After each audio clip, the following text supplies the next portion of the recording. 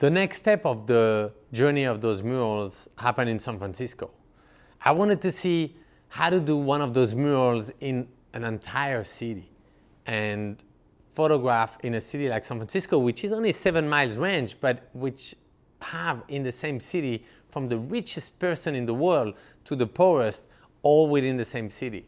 And I was curious to see how I could bring them all together in one mural and also show the complexity of such a city where there is drugs in the streets and where there is, all kinds of currents and energy that have inspired the world and also have changed through technology the shape of the world as we know it today. And I wanted to make it video so that everyone would be moving.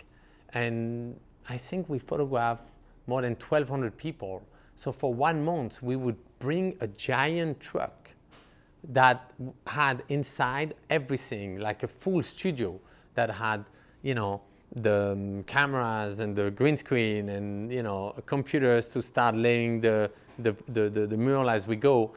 And for 1 month, we would go every day in a different neighborhood, and the people who would be in the mural would not, be cast. They would just be walking by. And as they walk, we would stop them and say, hey, do you want to be part of this? And they would not even know me. They would not even know where this would go.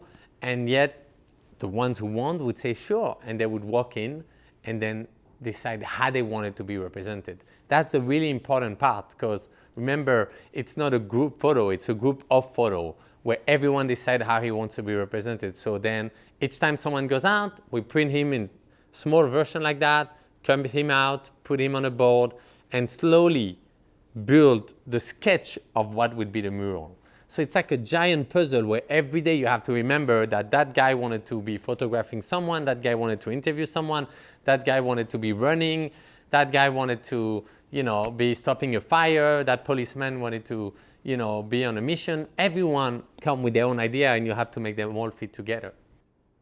After a couple of days, the SF MoMA saw us shoot around the city and came to us and said, hey, why don't you bring it to the museum? And why would it be the place where we show that mural? And we suddenly decided, okay, well, that's actually amazing. We would love to show it there. And so we planned it and we started telling the people, well, now this mural is going to the SF MoMA. And it was interesting because a lot of people that we would just meet in the street, some have never been in the SF MoMA, some were so excited to be in. It was people from all paths of life. And it took us 1.5 years to compose this and to then build the screen and build the structure for it. And then install it in a museum where they had to make the space for it because it's like a giant piece and it's in the free space of the museum.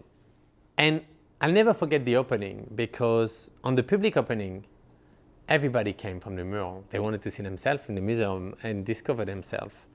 And I remember, because it was a much bigger one than the one I've done in the projects of Paris, I took the mic and I said, who is in the mural? And everybody started raising their hands. And then I passed the mic to the people. And it almost felt like a town hall meeting where people would talk and share their ideas and vision and what had changed since 1 year that I photographed them and what had happened in their life. And I realized how they were all connected now forever. And if you go now in the museum while the show is happening, actually in the same room you'll have someone from the mural who's a homeless who came to see himself, someone else who came with his whole family to show their kids, someone else who's just a tourist in San Francisco and hunter and discovering this whole scene.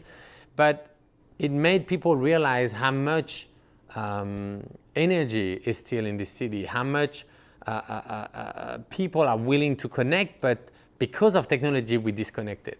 And the one important thing is that we use technology to actually reconnect people in the way that you can use, we had iPads there, or you can use your phone with a free app and scan any face and hear the story of the person. So actually, the most interesting part is to sit and decide to click on any person and to hear his story. And, I always think about those murals because I let people be exactly how they want to be, with their clothes, how they want to be, with whatever logos they have on them, whatever phone they have, so that when we look at it in 10 years, 50 years, 100 years, it would be a trace of time.